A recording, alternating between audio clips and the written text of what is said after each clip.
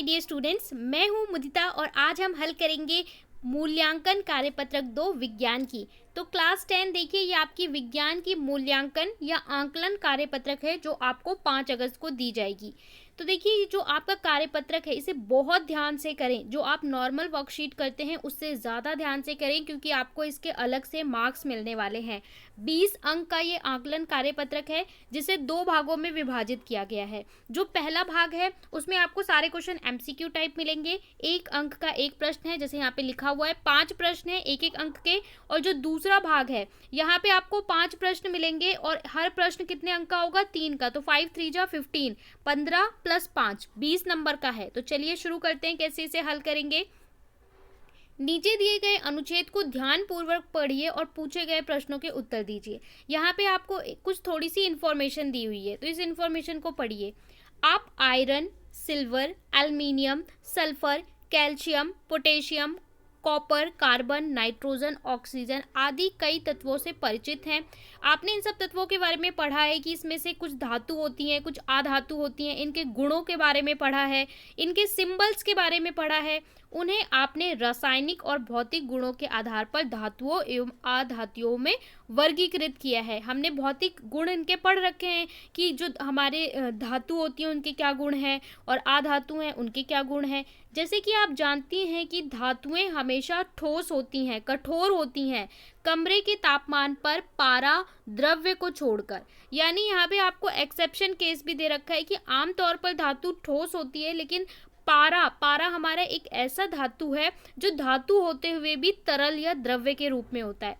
कठोर की बात करें तो कठोर होते हैं, लेकिन सोडियम और पोटेशियम हमारी धातु है लेकिन ये बहुत ही सॉफ्ट होते हैं, बहुत ही नाजुक होते हैं।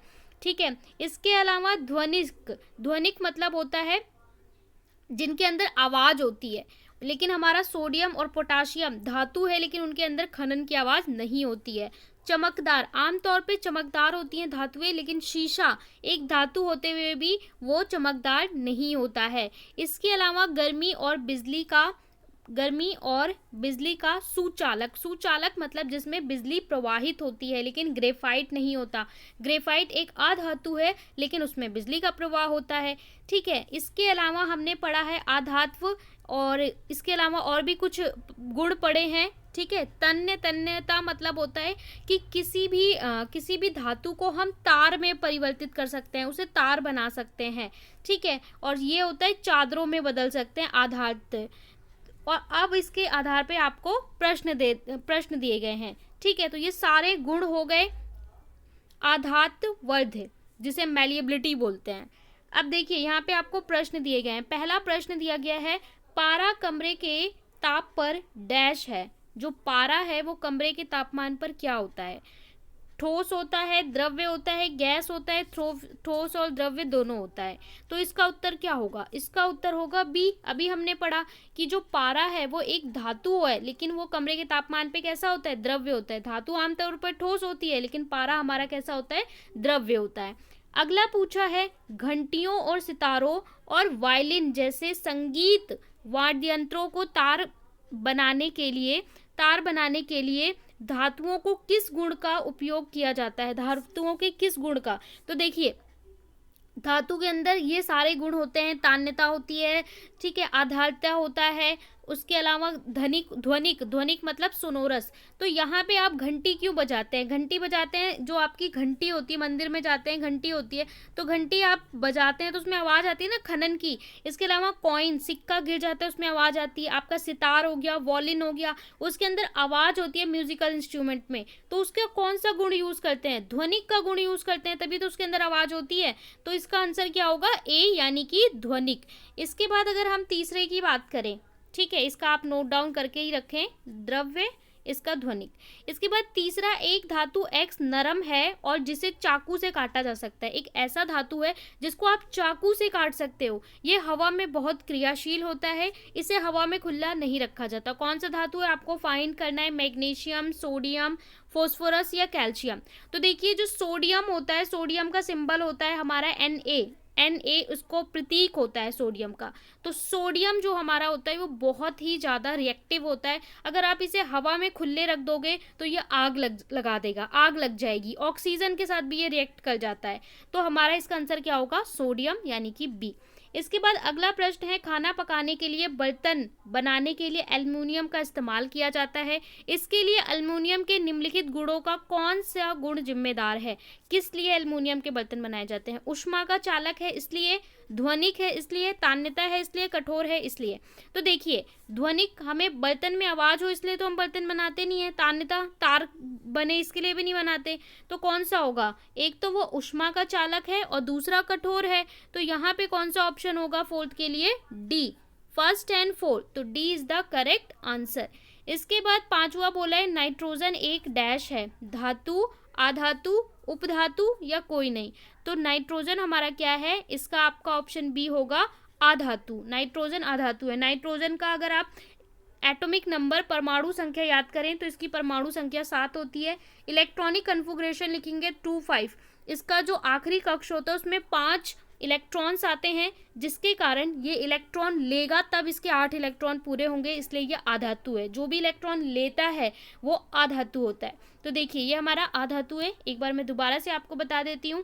फर्स्ट क्वेश्चन का आपका बी है, सेकेंड क्वेश्चन का आपका ए है, थर्ड क्वेश्चन का आपका बी है, फोर्थ क्वेश्चन का आपका डी है एंड 5 क्वेश्चन का आपका बी है। You can note down, first question B, second question A, third question B, fourth D and 5 B. Okay, I hope आपने नोट कर लिया होगा। अब इसका भाग 2 है। भाग 2 में आपसे 5 प्रश्न पूछे हैं। तो इन सभी प्रश्नों को आपको 3-3 अंक दिए जाएंगे, 15 नंबर का है। तो चलिए इनके आंसर लिख लेते हैं हम। कैसे लिखेंगे आप? सिक्स्थ क्वेश्चन में पूछा है, यह देखा गया है कि पेंसिल शार्पनर चुंबक के दोनों ध्रुवों से आकर्षित हो जाता है जबकि उसका एक भाग चुंबक से आकर्षित नहीं होता। उन सामग्री का नाम लिखिए जिनसे ये बना होता है। तो देखिए, जो आपका पेंसिल चुंबक होता है वो कुछ इस प्रकार से होता है। यहाँ पे पेंसिल छीलने के लिए ऐसे बना होता है। तो जो आपका चुंबक होता है उसका जो ये वाला भाग बना होता है, ये कह रहा है कि जब भी आप चुंबक को लेके आओगे, ठीक है, ये आपका चुंबक है, चुंबक को लेके आओगे तो वो यहाँ पे रखोगे, चिपक जाएगा। ये वाला भाग यहाँ पे रखोगे, चिपक जाएगा। ये वाला यहाँ रखोगे, चिपक जाएगा। मतलब इस पूरे पोर्शन पे वो चिपकेगा, लेकिन यहाँ पे शार्पनर के यहाँ वाले पार्ट पे वो नहीं चिपकेगा, ये बाहर वाले पार्ट पे नहीं चिपकेगा। ऐसा क्यों होता है? तो देखिए, जो हमारा शार्पनर होता है ना पेंसिल छीलने का, जिससे आप पेंसिल शार्प करते हो, तो जो ये वाला पार्ट होता है वो हमारा बना होता है आयरन से, लोहे से या फिर स्टील से। और लोहा और स्टील हमारा चुंबकीय पदार्थ है, इसलिए चुंबकीय पदार्थ है, इसलिए चुंबक इसमें चिपकता है।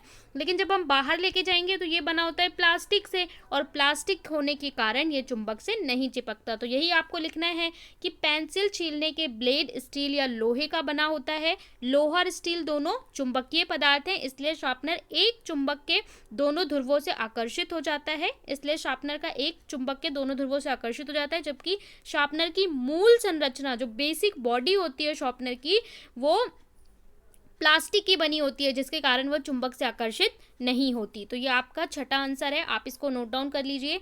अगला क्वेश्चन देखते हैं। क्वेश्चन नंबर 7 में आपसे बोला है, एक चुंबक के 2 ध्रुव हैं। ये तो हम सभी जानते हैं कि आपका नॉर्थ पोल होता है, साउथ पोल, 2 ध्रुव होते हैं, उत्तरी ध्रुव और दक्षिणी ध्रुव।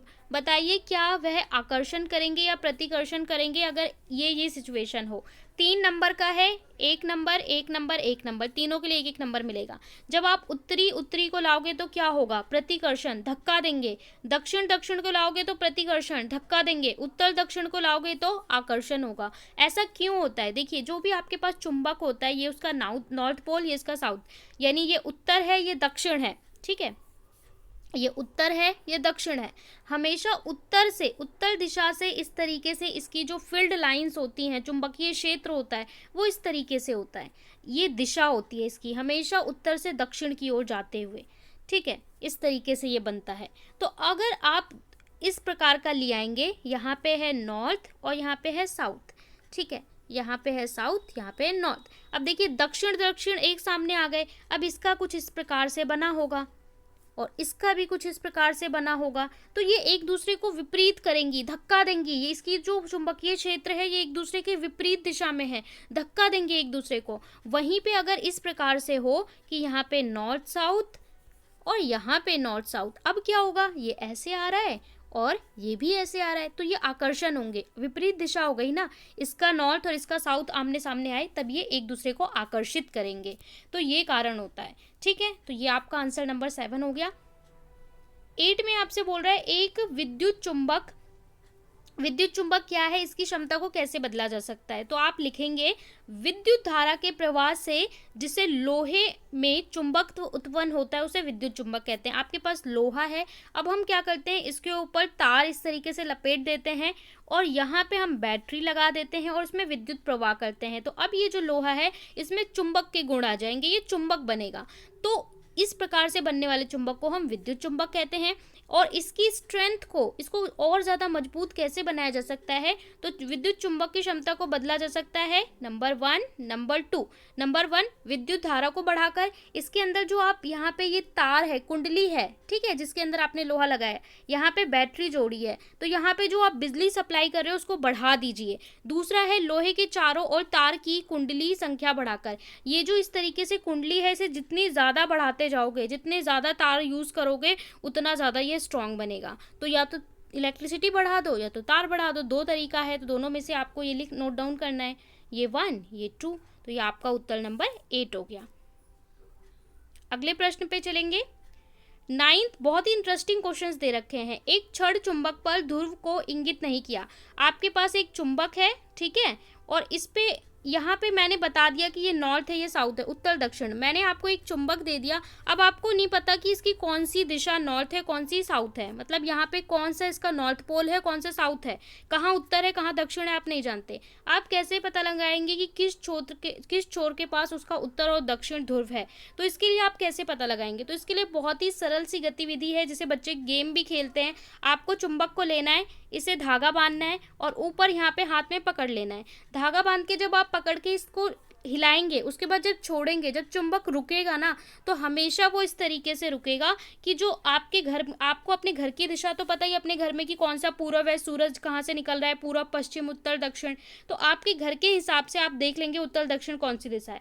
जिधर उत्तर होगा आपके घर में उसी डायरेक्शन में जहाँ पे इसका नॉर्थ होगा ना, जहाँ पे इसका उत्तर होगा तो ये घर की उत्तर दिशा में आएगा और जहाँ दक्षिण होगा वो दक्षिण दिशा में। ये रुकेगा तो हमेशा नॉर्थ और साउथ की दिशा में ही रुकेगा, उत्तर और दक्षिण में।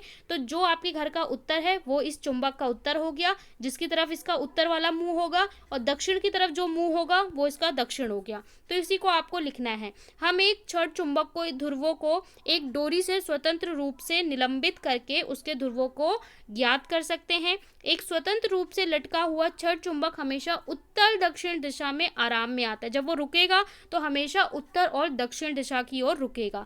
चुंबक का उत्तर मुखी सिरा उत्तरी ध्रुव होगा और दक्षिण मुखी सिरा दक्षिण ध्रुव होगा। जो दक्षिण की तरफ फेस कर रहा होगा वो उसका दक्षिण ध्रुव हो गया, जो उत्तर की तरफ कर रहा होगा वो उसका उत्तरी ध्रुव हो गया। तो ये आपका 9 क्वेश्चन है।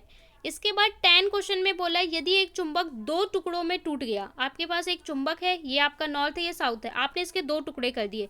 आप सोचो इसके साथ ये बोल रहा है अब जो नया चुंबक बनेगा तो उसके भी 2 ध्रुव होंगे, इस कथन को स्पष्ट कीजिए। तो देखिए जो हमारा चुंबक होता है अगर हम उसके 2 टुकड़े कर दें और आप सोचो कि अब इसके पास सिर्फ नॉर्थ होगा, ऐसा नहीं है। अब जो इसके पास नया टुकड़ा आया ना उसमें भी ये नॉर्थ होगा ये साउथ होगा, इसका भी 2 टुकड़ा कर दो तो इसमें नॉर्थ होगा ये साउथ होगा। मतलब जो चुंबक है हमेशा उसके 2 ध्रुव होते हैं, कभी भी वो एक ध्रुव में नहीं एग्जिस्ट करता। अगर आप ये सोचो कि मैं चुंबक का चूरन बना दूं, उसका पूरा मतलब पाउडर बना दिया, तो उसका जो एक कण होगा ना उस कण के अंदर भी 2 पोल होंगे, 2 ध्रुव होंगे, क्योंकि कभी भी एक ध्रुव उसका होता ही नहीं। तो इसी को आपको लिखना है। यदि एक चुंबक 2 टुकड़ों में टूट गया, बनने वाले नए चुंबक में 2 ध्रुव होंगे, क्योंकि चुंबक में एक ध्रुवीय संभव ही नहीं है।